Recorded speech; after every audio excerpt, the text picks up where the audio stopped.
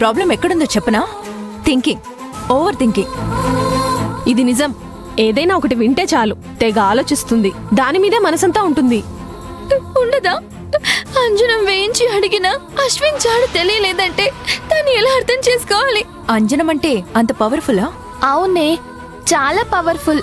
Correct మనిషి కనుక అంజనం వేసి చూస్తే మన ప్రశ్నకి సమాధానం దొరికిపోతుంది.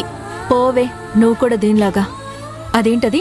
ఆ యమలీల సినిమాలో ఆ పుస్తకంలో భవిష్యత్తు తెలుసుకున్నట్టు తమలపాకు మీద కుంకుమ రాసి చూస్తే అన్నీ తెలిసిపోతాయంటనా? రెజీనా, అది తప్పే, అలా అనకూడదు. తెలియకపోతే తెలియనట్టు ఉండాలి. ఐఎమ్ సారీ, మీ నమ్మకాన్ని నేను తప్పనట్లేదు. బట్ అది మూఢనమ్మకం అవ్వచ్చు కదా అంటున్నాను. అది కాదే రెజీనా, అంజనం చాలా పవిత్రమైనది.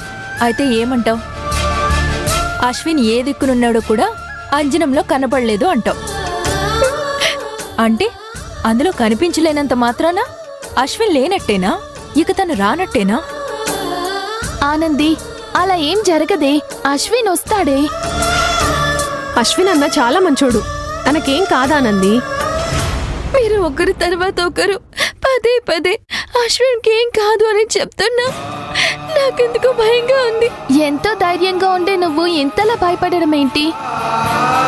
అసలు నన్ను అడిగితే అశ్విన్ గురించి నువ్వు ఇంతగా బాధపడాల్సిన అవసరం లేదు. ఏమంటున్నావే? నువ్వన్న మాటే కదా. నేనేమన్నాను? ఒక బిడ్డకి తల్లి కాబోతున్న నేను అశ్విన్ని మోసం చేయడం, తనని పెళ్లి చేసుకోవడం కరెక్ట్ కాదు. తనకి దూరంగా ఉండాలి, అందుకే తనకి దూరంగా ఉంటున్నానని చెప్తున్నావు కదా.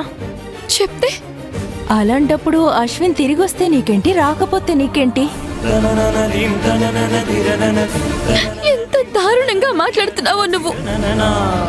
అదన్న మాటల్లో తప్పేముంది?